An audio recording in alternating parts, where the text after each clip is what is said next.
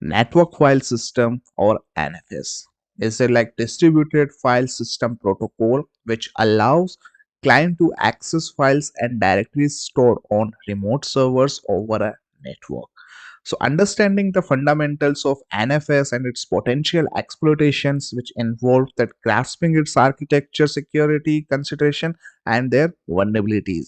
So first of all, the basic of the NFS. So NFS enables that seamless sharing of files and directories between multiple systems within a network, and it operates on the client server model where NFS server exported directories that can be mounted and accessed by NFS clients.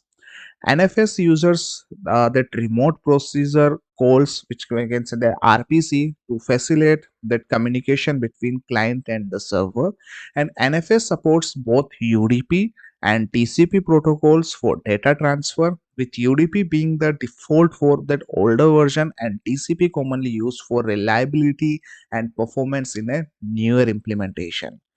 And if I'm talking about that security consideration, so NFS was initially designed for user in trusted environment and lacked robust security features.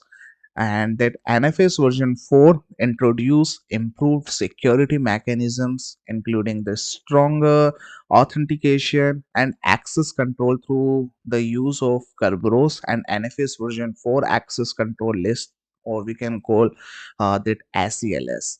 So, however, that older version of NFS, such as that NFS version 2 or version 3, are still prevalent and may lack that encryption and strong authentication, making them that susceptibility to that various security threats. Now we'll discuss about that common vulnerabilities and exploitations. So insecure configuration, first of all, obviously, because to misconfigured NFS share with that overly that permissive access control settings can lead to unauthenticated access of data leakage. The second one is that man in the middle attack without encryption, and attacker can intercept and modify NFS traffic because it's travel from client to server, and they potentially gaining the access to sensitive data or injecting malicious code. The third one is the denial of service, which means the DOS attack and NFS serves may be that vulnerable to resource exhaustion attacks, such as that overwhelming that server and with a large number of that request. The number four is for that information disclosure, where lack of proper access control may allow unauthorized users to read sensitive files or directories from that NFS server.